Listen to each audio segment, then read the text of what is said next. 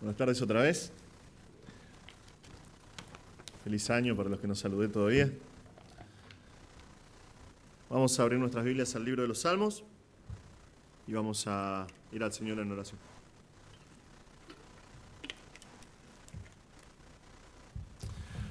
Padre Celestial, te damos gracias otra vez por la oportunidad que tenemos de estar en tu presencia. Gracias, Señor, por el privilegio de poder abrir tu palabra y ser instruidos por ti, Señor.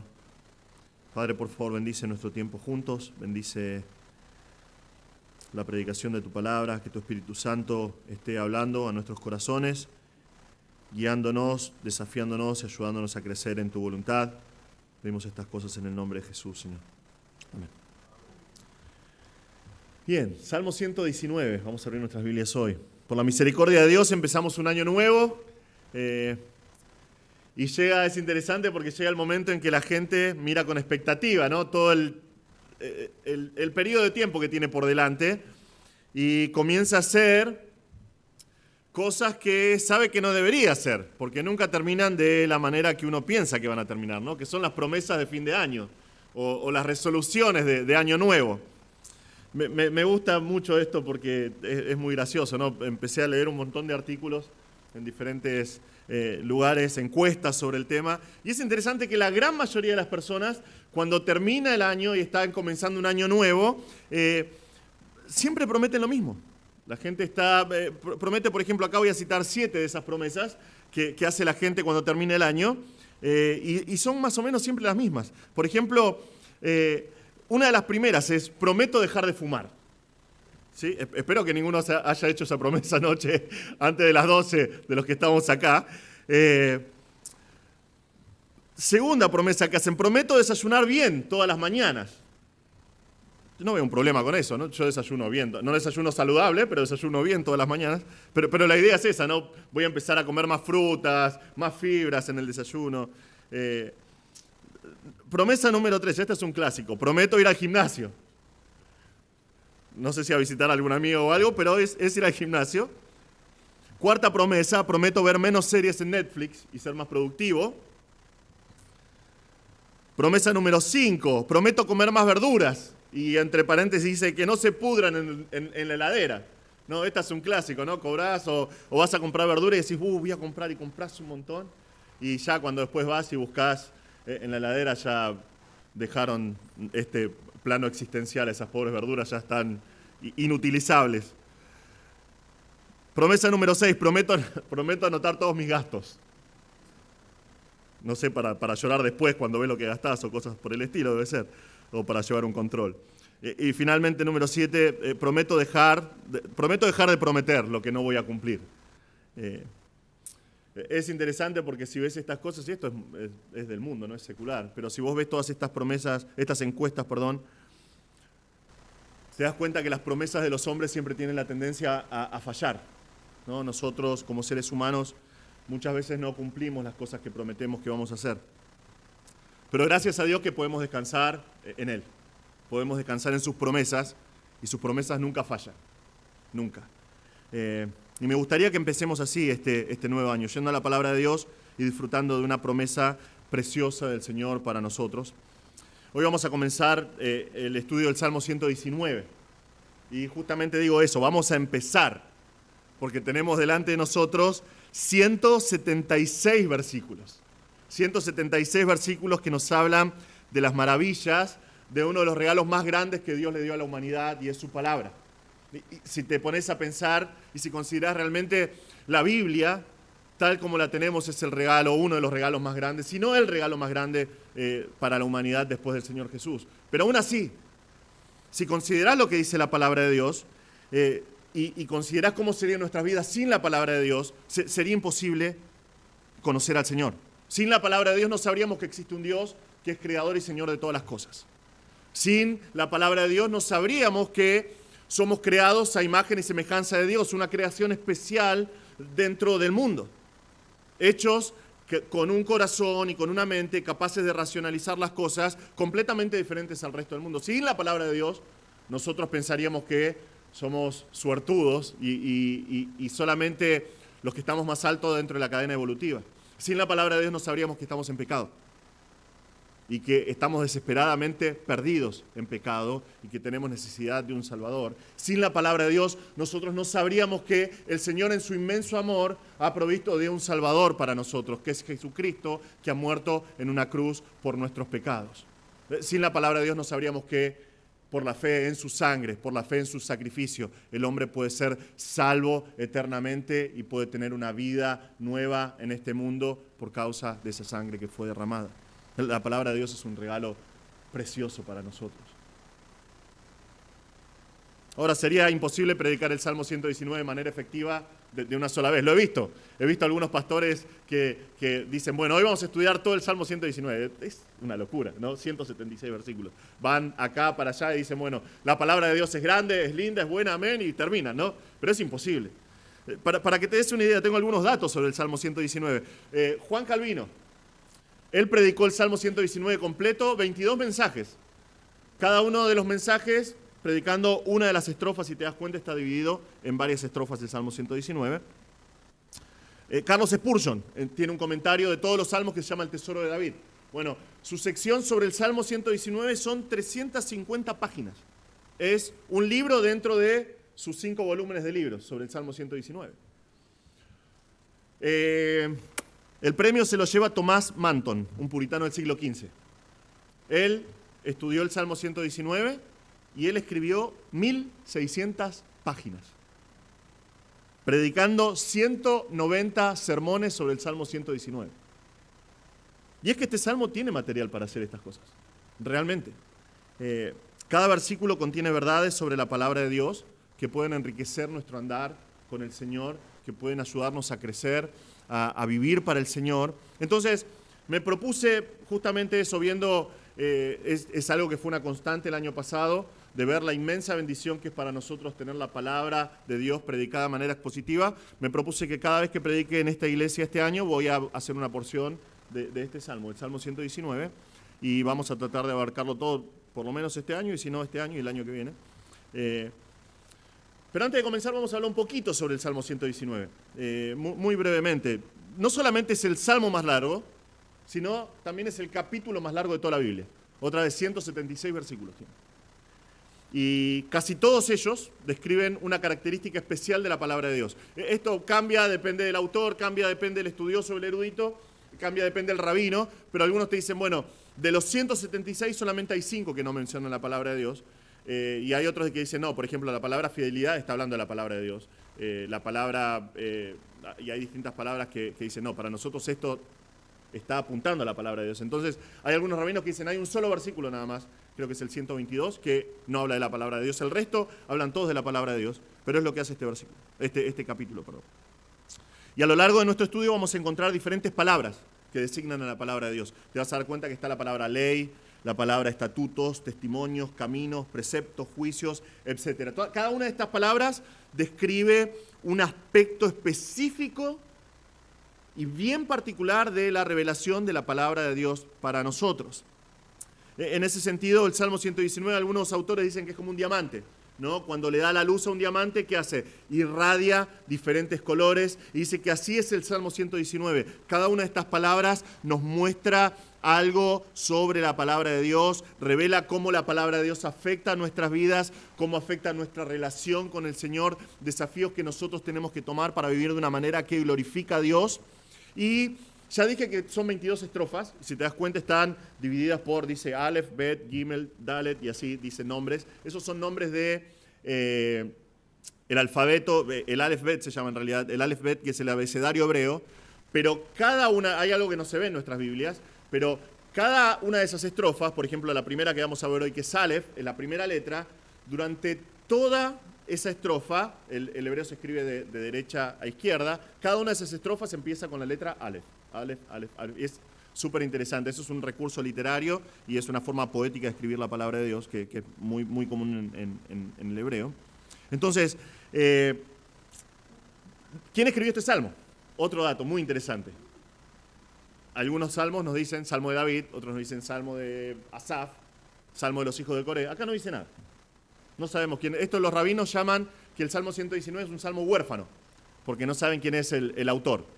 Y hay dos básicamente hay dos tradiciones entre los rabinos sobre quién es el escritor de este salmo. Algunos dicen que es Esdras, que la progresión de historia sería así.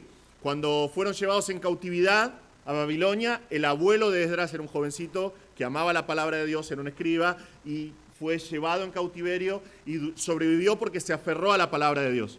Entonces él comunicó a Esdras, más adelante, todas estas verdades, y Esdras, cuando volvió a Jerusalén, escribió este salmo, ¿no? Ahora es súper romántico, ¿no? Muy, muy hermosa la historia, pero en realidad no sabemos.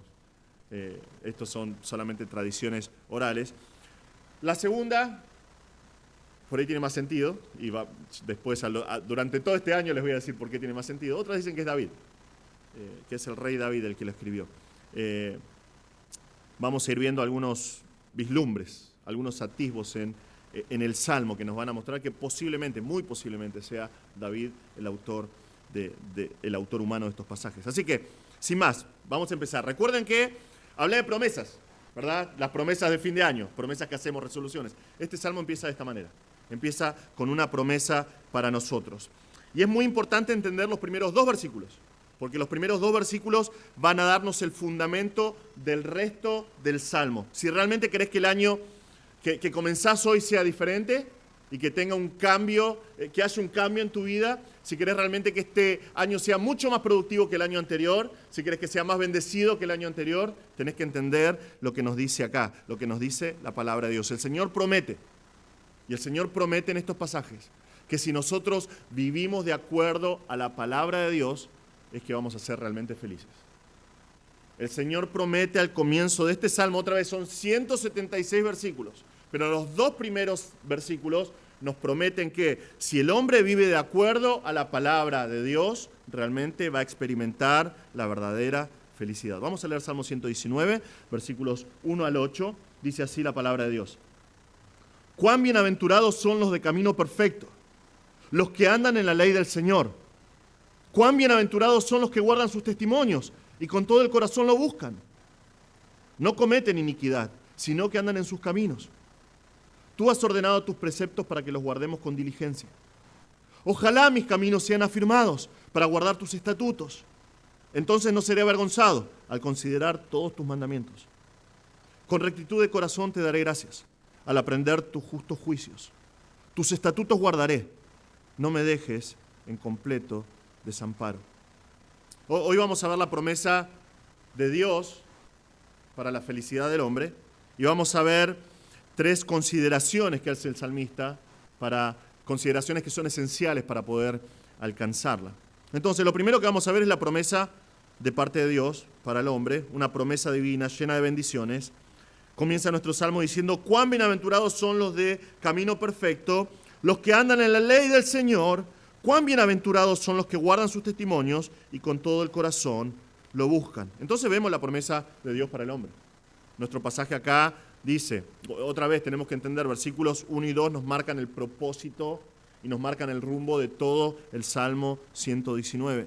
Tenemos esta frase acá dos veces, cuán bienaventurados, cuán bienaventurados. Esto es la forma en que escribían los hebreos, es un paralelismo, pero es una manera de enfatizar esta verdad. Dice cuán bienaventurados son. En otras palabras, y la manera que está escrito esto en el hebreo es enfático. Es como, oh, qué felices que son. Oh, qué felices que son. Esto está en singular, entonces sería, qué feliz que es el hombre. ¿Qué es lo que promete el Señor en estos pasajes? Promete felicidad completa.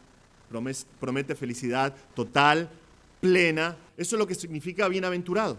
Nosotros, por ahí, porque esta traducción dice bienaventurados, la Reina Valera dice bienaventurados, pensamos en el idioma antiguo, ¿no? Pensamos en un juglar en la Edad Media que está cantando con su laúd, dice, oh, bienaventurado, es como, bueno, no sé, una persona que se siente bien o algo. Esta palabra significa felicidad. Qué feliz que es la persona. Creo que eso es lo que todo ser humano desea en su corazón. Quiere ser feliz. Está comprobado que las personas que no quieren ser felices es porque realmente tienen problemas. La gente en general quiere ser feliz, es la razón por la cual hace las cosas que hace, porque piensa que las cosas que hace lo van a llevar a sentirse feliz. Muchos se han propuesto Si te fijas, algunos creyentes, pero la gran mayoría de inconversos, en sus estados de WhatsApp, en sus redes sociales, dicen, el año que viene va a ser un año lleno de felicidad. ¿Por qué? Porque ese es el deseo del hombre. El hombre quiere ser feliz.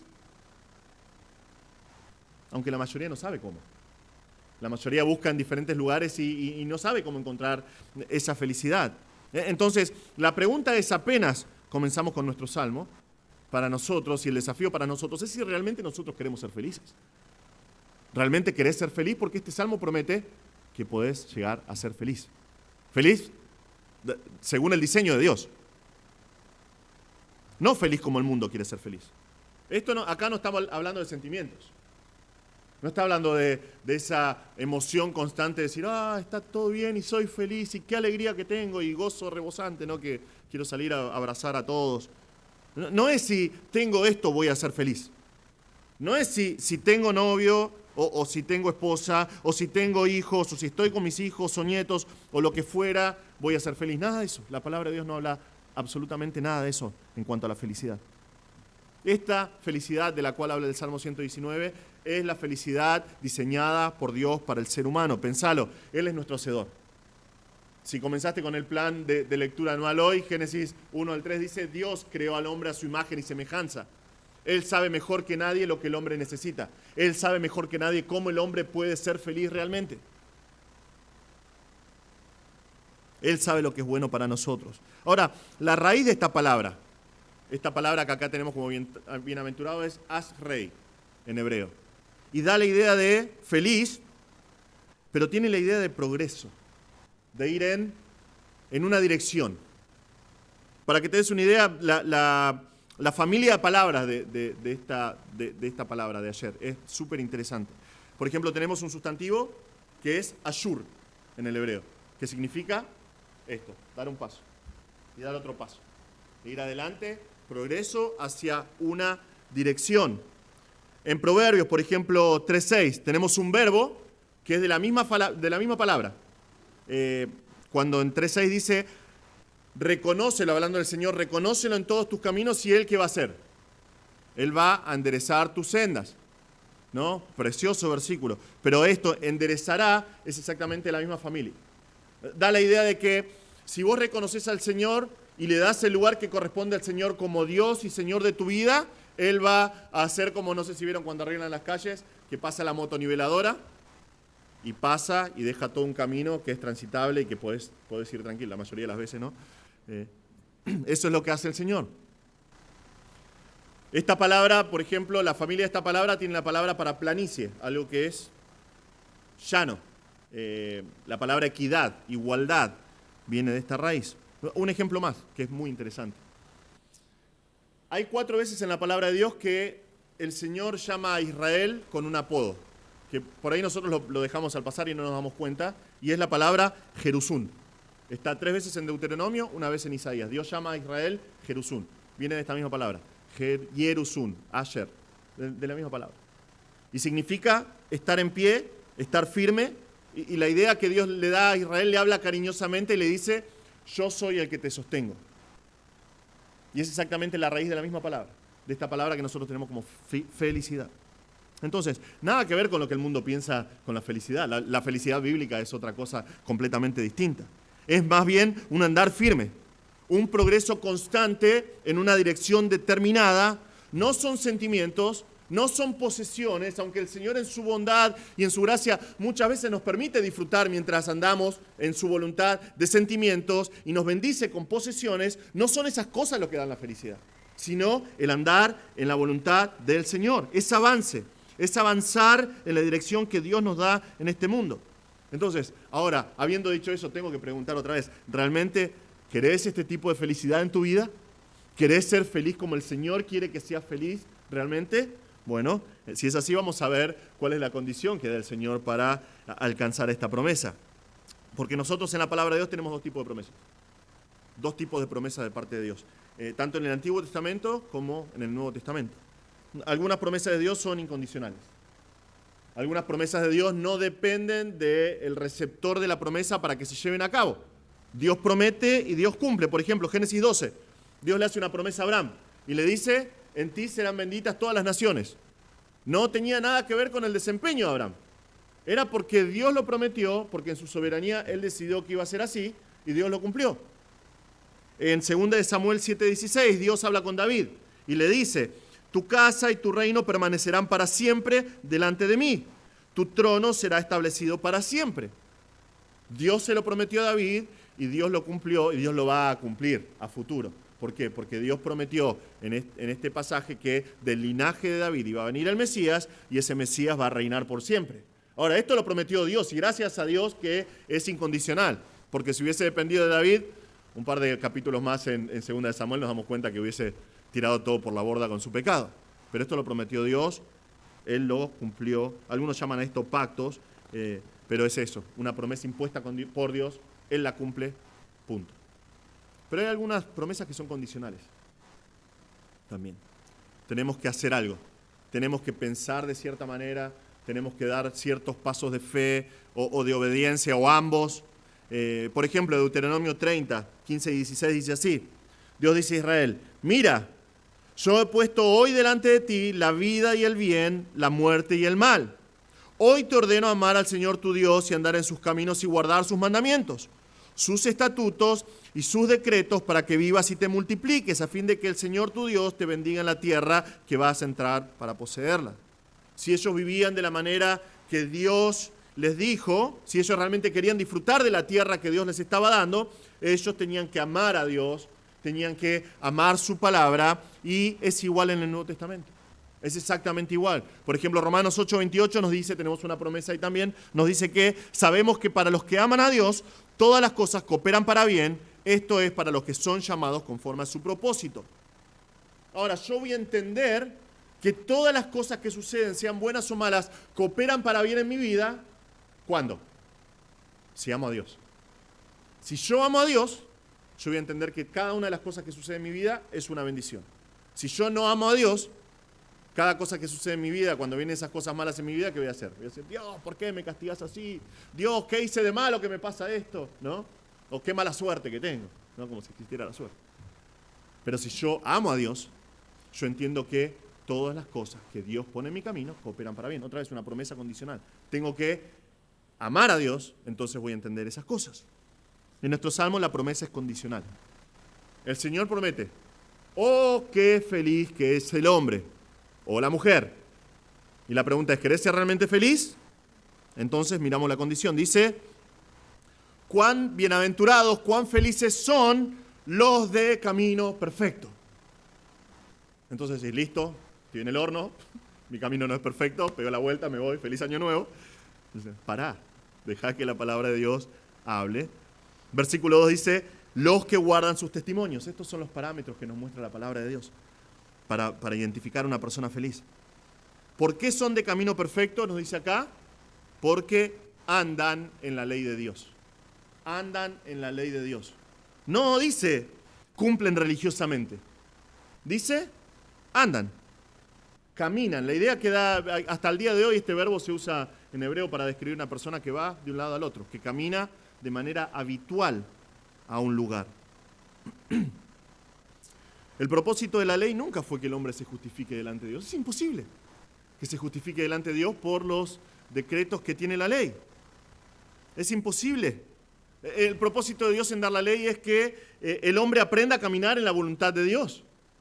Eso es lo que dice Gálatas 3, 10 y 11. Dice: porque todos los que son de las obras de la ley están ¿bajo qué? Bajo maldición. Pues escrito está: maldito todo el que no permanece en todas las cosas escritas en el libro de la ley para hacerlas. Absolutamente ninguna persona a lo largo de toda la historia pudo decir: yo cumplí con toda la ley. En algún momento se tiene que haber equivocado, en algún momento quebrantó uno de los mandatos de la ley. Y el apóstol Pablo sigue diciendo: y que nadie es justificado ante Dios por la ley es evidente, porque el justo por la fe vivirá. Y tal vez decís: pero eso es el Nuevo Testamento, es otra historia. El Antiguo Testamento es igual. Dios mostró en el Antiguo Testamento vez tras vez tras vez que los ritos de la ley no podían justificar a la persona delante de Dios. Y que si la persona cumplía al pie de la letra los requisitos de la ley, pero sin un corazón para con el Señor, para el Señor era una abominación. El Señor dice, estoy hastiado de sus sacrificios en los Salmos. En Isaías 66, Él dice, si ustedes hacen todos los ritos de la ley, pero su corazón no tiembla ante la palabra de Dios, no sirve absolutamente nada. Versículo 3 de Isaías 66 dice, el que mata un buey, que la ley decía que había que hacer eso, dice, es como el que mata un hombre. El que sacrifica un cordero, como el que desnuca un perro. El que presenta ofrenda de cereal, como el que ofrece sangre de cerdo. El que quema incienso, como el que bendice un ídolo. Como ellos han escogido sus propios caminos y su alma se deleita en sus abominaciones. La ley nunca fue para justificar al hombre. El hombre nunca se puede justificar por la ley. La ley es para que el hombre entienda acerca del Señor y aprenda a caminar en su voluntad. Y tenemos que aclarar acá que cuando dice la ley de Dios, no solamente habla de los 10 mandamientos o de todas las leyes levíticas de sacrificios. Cuando está hablando acá, el Salmo 119 tiene la idea de, es más abarcativo, habla de toda la revelación de Dios para nosotros, toda la palabra de Dios, y nosotros en aplicación en este tiempo tenemos mucho más amplia revelación de Dios, ¿no? Tenemos el canon completo de las Escrituras, tenemos mucha más responsabilidad también por causa de eso, pero la intención de Dios en que el hombre ande en su ley es que entienda la santidad de Dios, que entienda quién es el Señor, que entienda su propia incapacidad de cumplir con los ritos de la ley, con todos los mandamientos de la ley, que se dé cuenta de la necesidad que tiene de la misericordia de Dios y que se dé cuenta de la salvación que necesita un Salvador. Un predicador de hace mucho tiempo atrás, Donald Gray Barham se llamaba, él dijo, la ley es como un espejo en el cual nosotros vamos y nos miramos y podemos identificar la suciedad que hay en nuestro rostro. Pero el ser humano no puede limpiarse en un espejo. Él tiene que correr a la fuente de las aguas. Y es a lo que apunta la ley. La ley nos apunta a la necesidad de un Salvador, y ese Salvador es Cristo. En Él podemos ser limpios, en Él podemos ser salvos. El propósito de la ley es que nosotros caminemos en la voluntad de Dios y entendamos que es un Dios santo, que Él es digno de nuestro andar, que nosotros tenemos que andar de una manera que es digna de Él. Para que andando en su ley, nuestro camino sea perfecto, dice el Salmo. Ahora, esto no es una sorpresa. Esto es la consecuencia lógica de andar en la ley de Dios. Si recuerdan, hace un tiempo atrás predicamos Salmo 19. Salmo 19:7, ¿qué dice? La ley de Jehová es perfecta. Es exactamente la misma palabra en el hebreo. Los de camino perfecto, que andan en la ley de Dios, es porque andan en la ley de Dios, que es perfecta. Si yo ando en la ley de Dios, que es perfecta, mis caminos van a ser como esa ley, van a ser perfectos. No inmaculados, no perfectos en el sentido de sin fallas, pero a medida que yo me acoplo a la ley de Dios, a medida que yo asimilo los mandamientos de Dios y ando en la voluntad del Señor, mi vida empieza a reflejar el carácter de Dios. Y la idea que da acá esta palabra perfecto es íntegro. Es una persona que es completa. Es una persona que no le falta nada. Es una persona madura. Es ese concepto. Y una vez que lo hacemos, una vez que andamos en los caminos de Dios, en la ley de Dios y nuestros caminos son perfectos, ¿cuál es la revelación que Dios da? ¿Cómo son las personas que andan en la ley de Dios y dicen, oh, qué felices que son? Qué feliz que es la persona que anda en la ley de Dios. Qué feliz que es esa persona. Y después dice, cuán bienaventurados son los que guardan sus testimonios. Esta palabra, testimonio, es una declaración o es un relato de algo que yo sé, de algo que yo vi, algo que yo experimenté. Eso es lo que hace un testigo. Un testigo da testimonio. Es un testigo de primera mano, entonces dice, yo vi estas cosas, y yo vi estas cosas. Y da testimonio. Bueno, eso es esa palabra. ¿De quién son estos mandamientos? Dice, sus mandamientos, sus testimonios, perdón, son suyos, son de Dios. El salmista nos está hablando acá de lo que Dios sabe y de lo que Dios da testimonio, las cosas que Dios da testimonio de sí mismo, de nosotros, etc. ¿Y qué hace esta persona con estos mandamientos? Dice, los guarda. La idea es de atesorar, de retener estos testimonios. ¿Por qué los retiene? Porque son los testimonios que Dios dio. Son declaraciones de primera mano del Creador de todo el universo, del Señor de toda la tierra. Y el salmista mira los testimonios de Dios y dice, estas son palabras que Dios dio. Estos son testimonios que Dios dio. Esta es la palabra de Dios, entonces yo voy a atesorar estas cosas. Pero el pasaje nos muestra la clave para saber si estamos guardando la palabra de Dios. Dice, con todo el corazón lo buscan. Ese lo, si se dan cuenta, está en singular, porque no está hablando de los testimonios, está hablando de Dios mismo. Es claro en el hebreo. Dice que lo buscan a Él, que con todo el corazón lo buscan a Él. Si yo busco a Dios, si lo busco a Él con todo mi corazón, entonces voy a aferrarme a sus testimonios y los voy a atesorar en mi corazón. Y no los voy a alargar, porque digo, estos son los testimonios que Dios dio y son preciosos, los voy a guardar.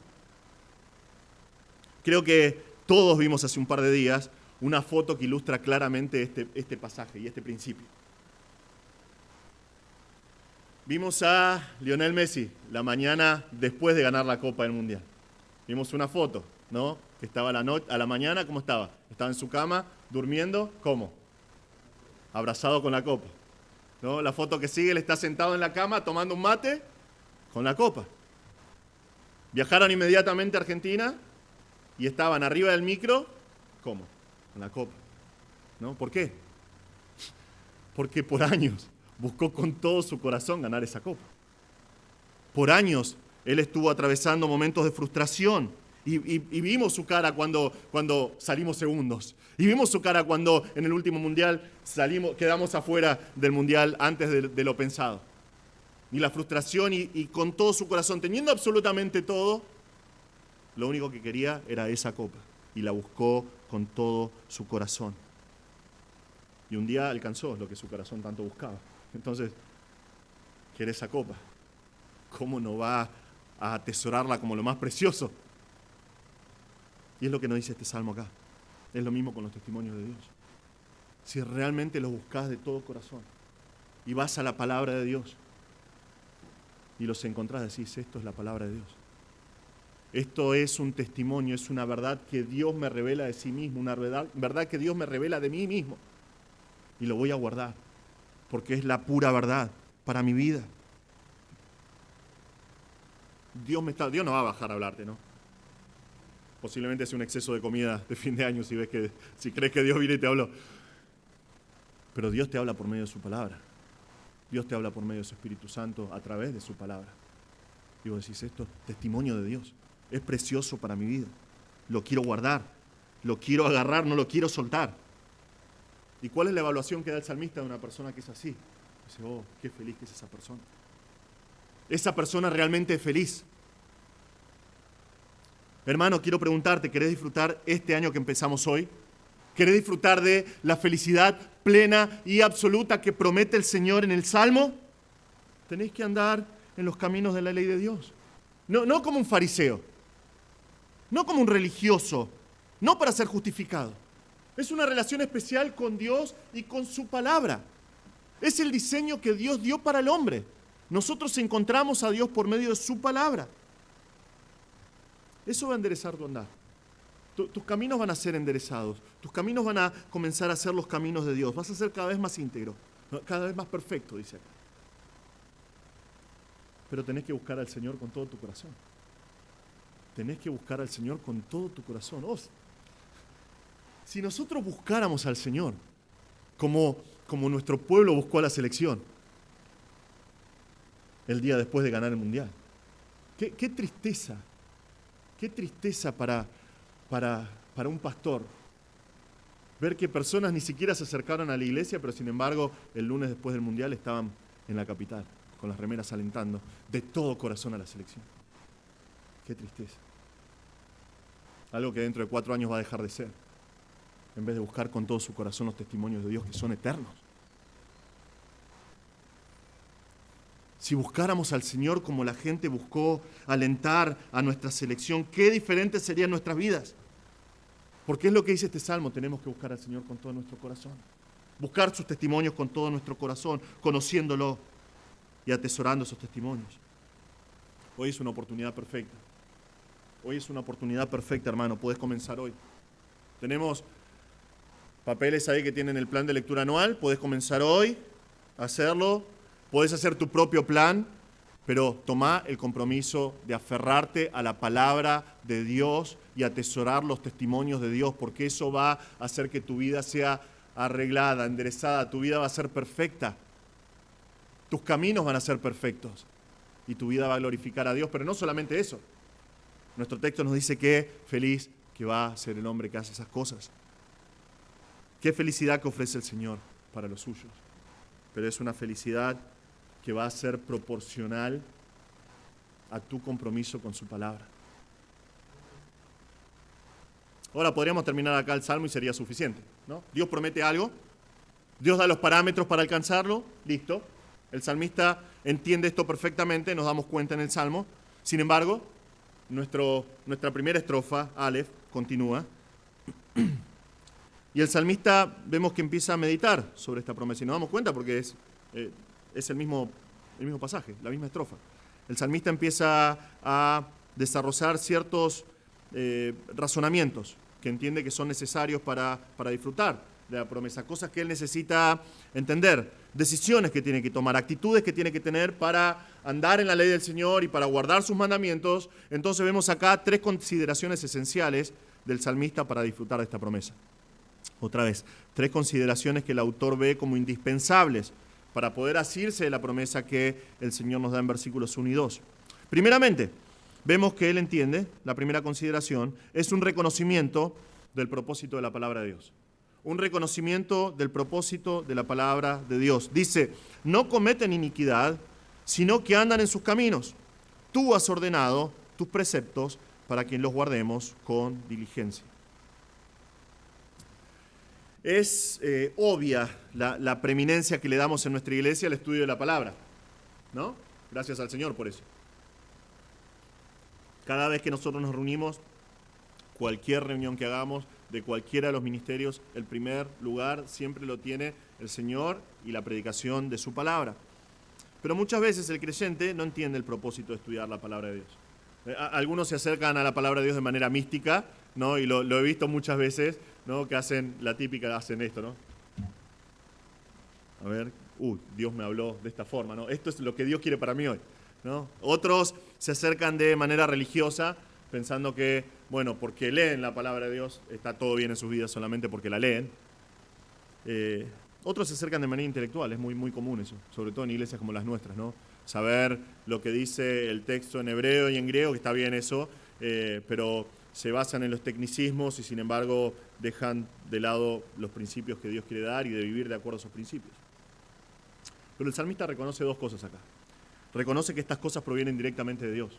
Fíjense, invertí el orden de los versículos. Versículo 4 dice justamente eso. Él entiende que estas cosas provienen directamente de Dios. Esto no son cuentos de hadas. Esto no son tradiciones de hombres.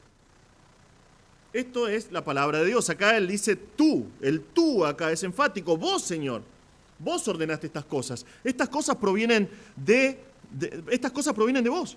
Él ordenó o él encargó, es la idea, estos preceptos. Otra vez, acá vemos una palabra distinta para la palabra de Dios, preceptos.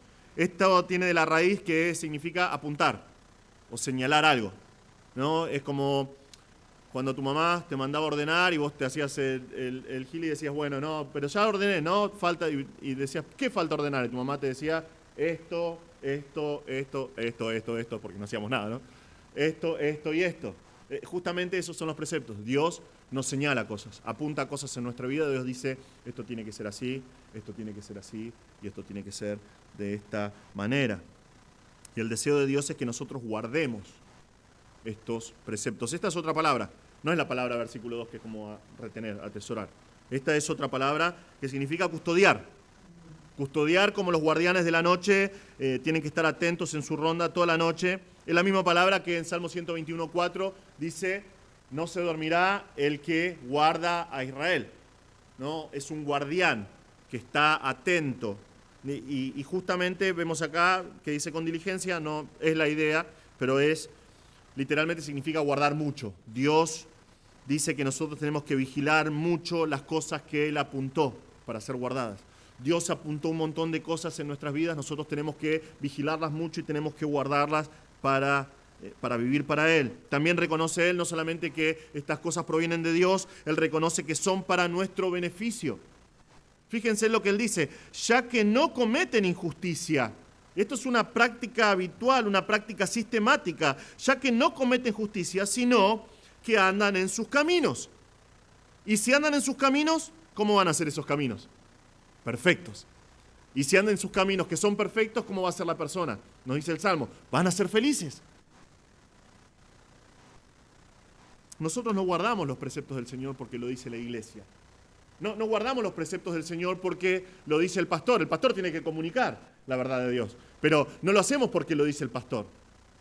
No sé si, sobre todo en fin de año, es muy común, ¿no? Que hacen el brinde de fin de año y sos creyente y vas con tu vasito de agua a brindar y te dicen, ¿no tomás sidra? No. No te dejan en la iglesia, ¿no?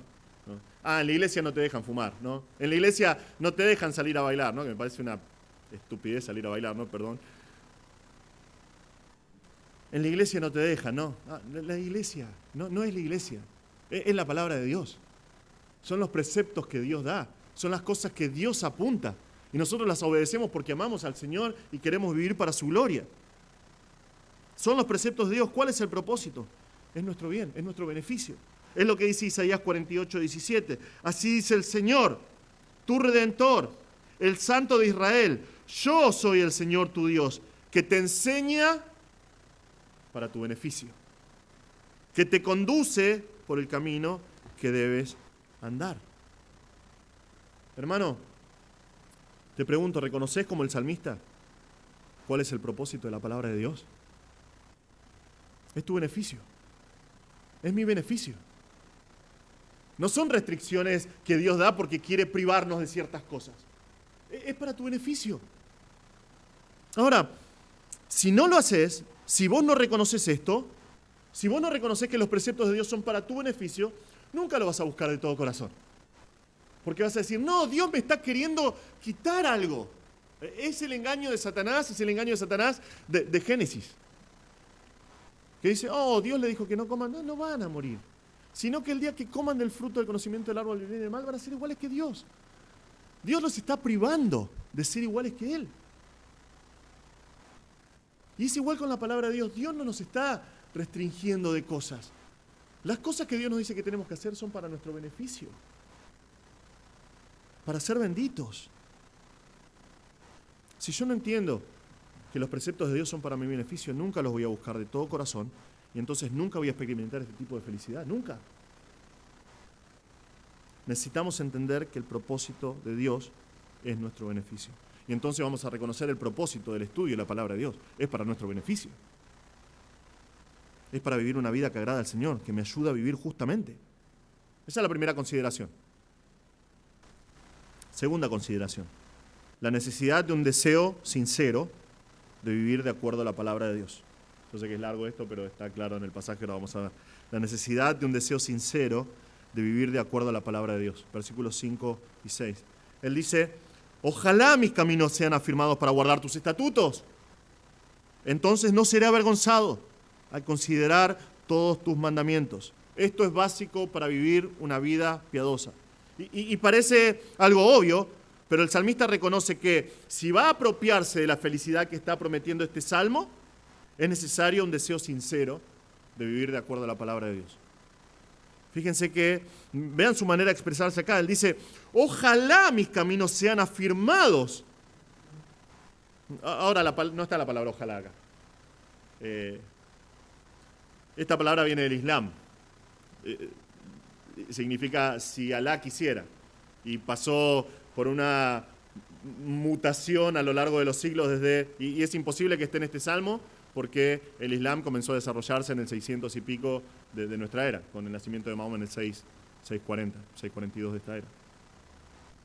La palabra ojalá, y esto es una clase de literatura aparte de la Biblia, la palabra ojalá viene de si Alá quisiera, la shalá, que pasó cuando los árabes vinieron a España, lo transformaron en lo shalá, ojalá, y terminó mutándose en ojalá.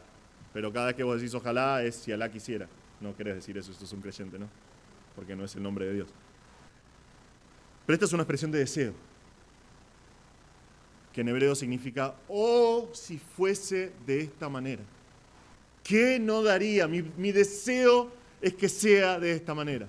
Oh, que el Señor hiciera cierta cosa en mi vida. Es esta expresión. Que mis caminos sean afirmados, dice él. Mis caminos sean afirmados, que mis caminos sean reparados, que mis caminos sean perdurables, está diciendo el salmista acá. Por Dios es la idea, porque es un verbo que está en pasivo. Dios es el que hace la acción. Para guardar. Si mis caminos son afirmados por Dios, yo puedo, otra vez la misma palabra, como un guardián, voy a guardar sus estatutos. Voy a guardar sus estatutos. Otra palabra completamente distinta que describe la palabra de Dios. Sus estatutos. Esto es límites prescritos por Dios. Dios dice, vos podés llegar hasta acá y no pases porque vas a estar en problemas. Estos son límites que da el Señor. ¿Y por qué tiene este deseo de que sean afirmados? Porque Él dice, que mis caminos sean afirmados por el Señor.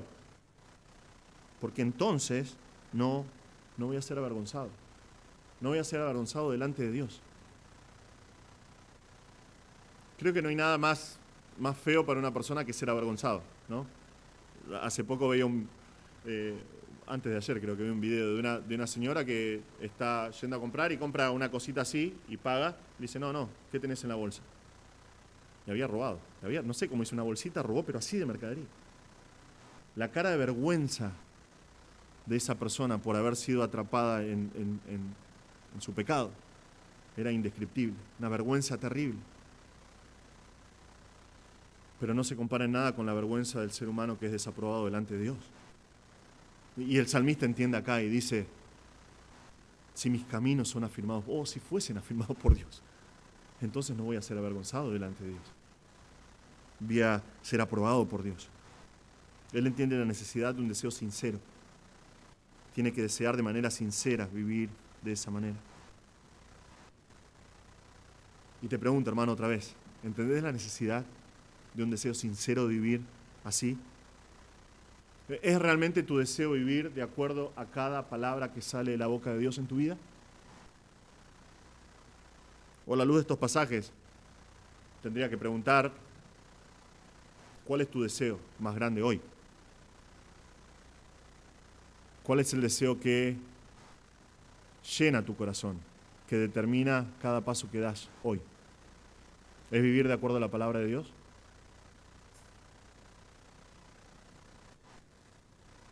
Tal vez no, tal vez es otra cosa. Y tal vez pensás que teniendo ese deseo cumplido y vos podés llenar el espacio en blanco con lo que quieras, tal vez pensás que llenando o obteniendo esa cosa que estás deseando en tu corazón vas a ser feliz. La verdad es otra, nunca vas a ser feliz. Son los caminos del hombre y dice, si yo tuviese eso, realmente voy a ser feliz. Si yo realmente mi vida, en este área de mi vida no está funcionando como yo quiero, entonces quiero otra cosa. Si yo tengo eso, realmente ahora sí voy a ser feliz. Pero esa felicidad es efímera, son sentimientos y en algún momento se comienzan a deshacer y la persona se encuentra otra vez con ese sentimiento de vacío, sin felicidad, y comienza a buscar felicidad en otra cosa. Hermano, si tu deseo más grande hoy no es vivir de acuerdo a la palabra de Dios, nunca vas a poder asirte de esta felicidad que Él promete. Necesitas tener un deseo sincero de que tus caminos sean ordenados por la palabra de Dios.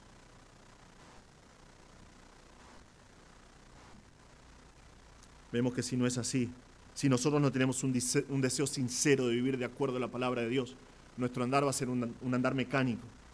Y nosotros, sobre todo nosotros en iglesias como las nuestras que predican la palabra de Dios, somos muy propensos a caer en un andar mecánico. Leemos la palabra de Dios porque somos bautistas y hay que leer la palabra de Dios nada más. Hacemos las cosas que hacemos porque es la tradición bautista y tenemos que hacerlas y nada más.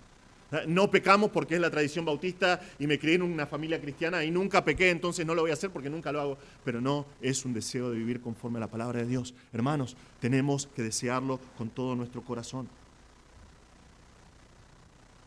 Cuando es así, no somos avergonzados delante de Dios. Cuando es así, Dios es glorificado. Solo cuando yo entiendo que es necesario desear de todo corazón vivir de acuerdo a la palabra de Dios, es que voy a vivir de acuerdo a la palabra de Dios. Y mis caminos van a ser para la gloria de Dios y voy a disfrutar de la promesa de felicidad de Dios. Y finalmente vemos una dependencia constante de la presencia del Señor para vivir de acuerdo a su palabra. una dependencia constante de la presencia del Señor para vivir de acuerdo a su palabra. Él dice esto: con rectitud de corazón te daré gracias al aprender tus justos juicios. Tus estatutos guardaré, no me dejes en completo desamparo. Nuestra sección de hoy termina con el salmista haciendo lo que parece un compromiso acá, ¿no? Tenemos dos promesas de acción que son a futuro. Yo voy a hacer esto, pero si lo analizás bien, esto es una súplica, esto es un ruego al Señor.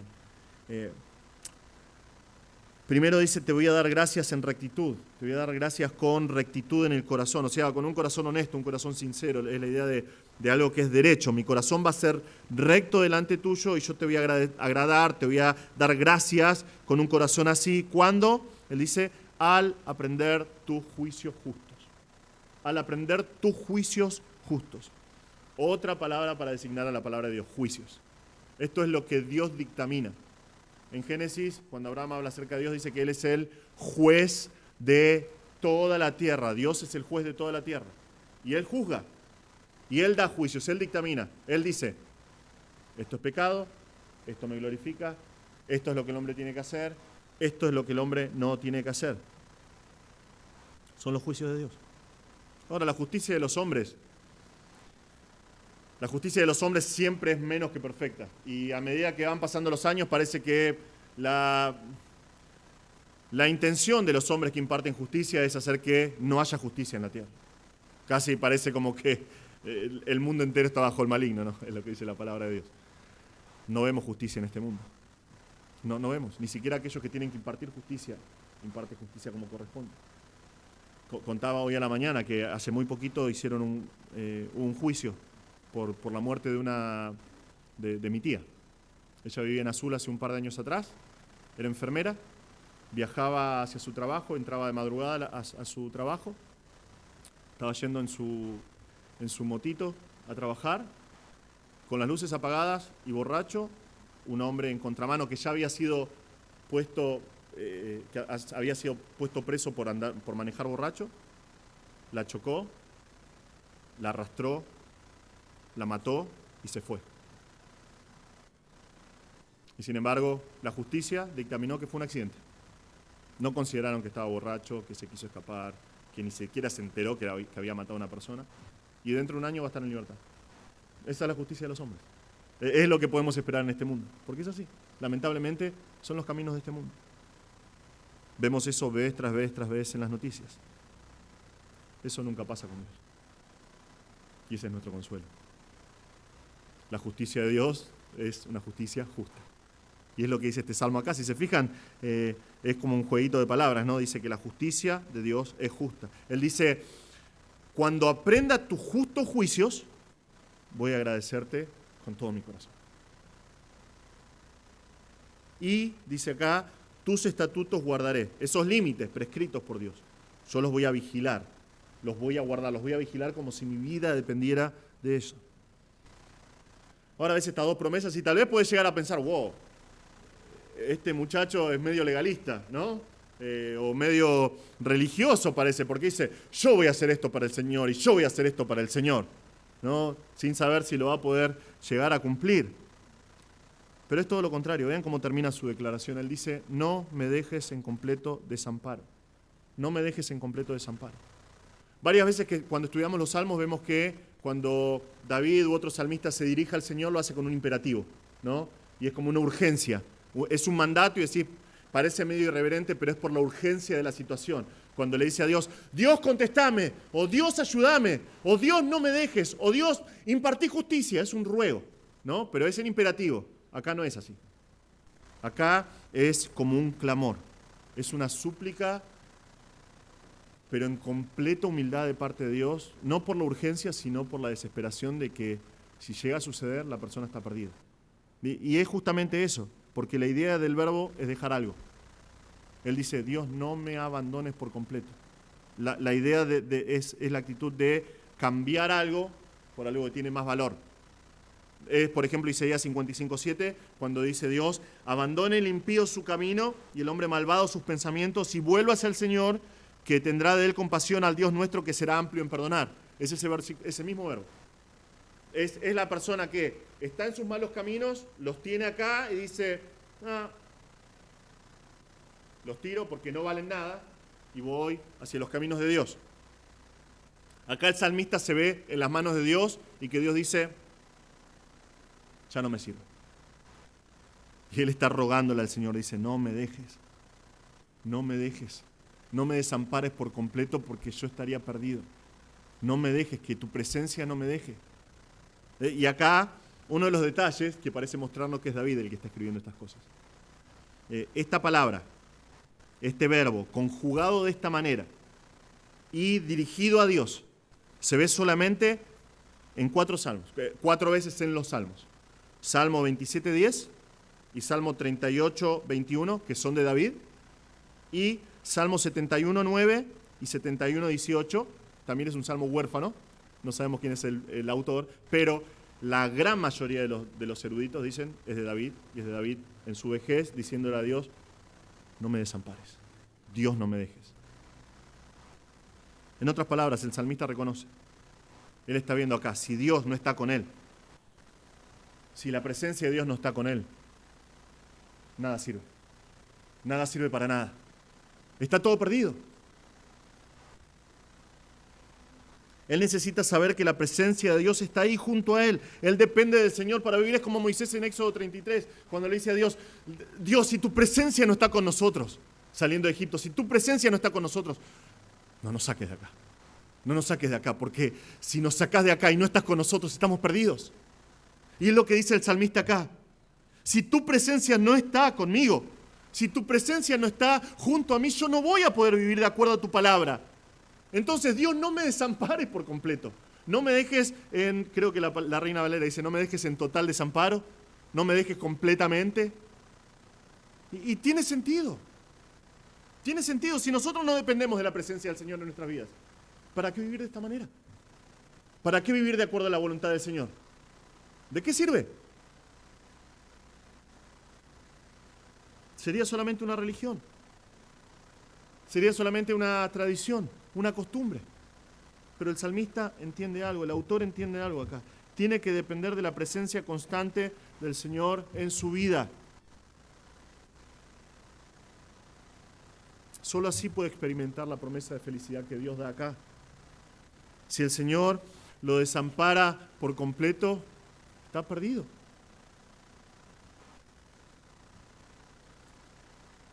Hermano, te pregunto, ¿dependés de la presencia del Señor constante en tu vida? Dios está siempre con nosotros. Él está en todos lados, ¿no? Él está siempre con nosotros. Él prometió estar, Jesús, el Señor prometió estar con nosotros todos los días hasta el fin del mundo. Él está con nosotros, Él está en nosotros. Pero te pregunto, ¿dependés de la presencia del Señor constante en tu vida? ¿Recuerdan que hablé acerca de Tomás Manton, el puritano?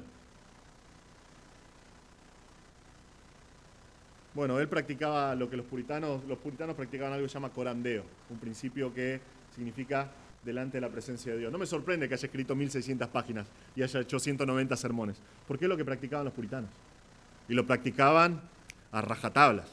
La mujer que se iba al granero a ordeñar una vaca para sacar leche para hacer quesos y manteca, lo hacía sabiendo que Dios estaba con ella y lo hacía delante de la presencia de Dios y para la gloria de Dios. El hombre que iba a trabajar al campo y el predicador que exponía la Biblia desde el púlpito decían, Dios está en este lugar y está conmigo. Coram Deo, delante de la presencia de Dios. Todo lo que hago lo hago delante de la presencia de Dios. Te pregunto, hermano, ¿vivís dependiendo constantemente de la presencia del Señor en tu vida? ¿Tenés un reconocimiento constante de que, sin importar en el lugar donde estés, sin importar lo que hagas, Dios está a tu lado? Y no solamente está a tu lado, si estás en Cristo, está dentro tuyo. Porque si no es así, si no dependes de la presencia del Señor en tu vida, jamás vas a experimentar la felicidad que este salmo promete. ¿O por qué vivís de la manera en que vivís? Debería preguntar mejor. Hay muchas cosas que hacemos en nuestras vidas que no son para la gloria de Dios, simplemente porque nosotros nos olvidamos por completo que esas cosas que hacemos, las hacemos delante de la presencia de Dios. Qué diferentes que serían nuestras vidas si nosotros comenzamos a practicar como los puritanos este principio de Coram Deo, delante de la presencia de Dios. ¿Hay algunas áreas en tu vida en las que querés que Dios te desampare por completo? Entonces, Dios, gracias por estar conmigo, gracias por estar siempre, gracias por acompañarme, pero en estas cositas, por un ratito por lo menos, desamparame por completo. Así las puedo hacer para mí y disfrutarlas yo, porque las quiero para mí.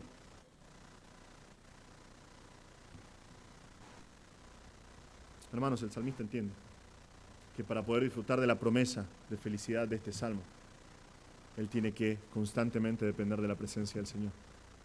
Y es por eso que le ruega, Señor, yo quiero guardar tus caminos, yo quiero darte gracias con rectitud de corazón, yo quiero guardar tus estatutos, no me dejes, no me desampares, porque si me dejas estoy perdido.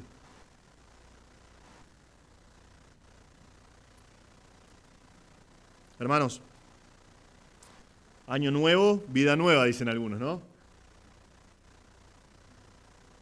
No sé si están así. Pero sí sé una cosa, este año nos da la oportunidad otra vez de vivir para el Señor, para vivir de acuerdo a su voluntad. Él es el Dios del universo, Él es el Señor sobre todas las cosas. ¿Por qué no vivir para Él? ¿Por qué no vivir para su palabra? Este salmo nos promete que si nosotros lo hacemos, si nosotros vivimos de acuerdo a su palabra, vamos a poder experimentar una felicidad que este mundo no conoce, una firmeza y una estabilidad que este mundo no conoce, una plenitud que el mundo está corriendo a buscar en cosas que nunca van a darle la felicidad que promete. Pero para eso nosotros tenemos que comprometernos a vivir por la palabra de Dios.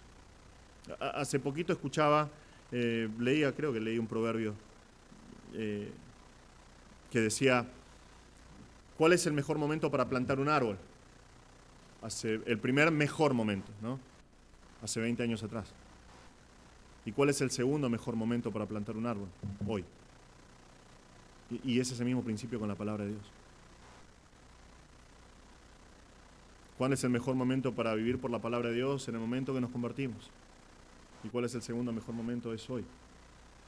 Si no lo hiciste hasta ahora, es una excelente oportunidad de comprometerte con el Señor y vivir de acuerdo a su palabra. Es hoy.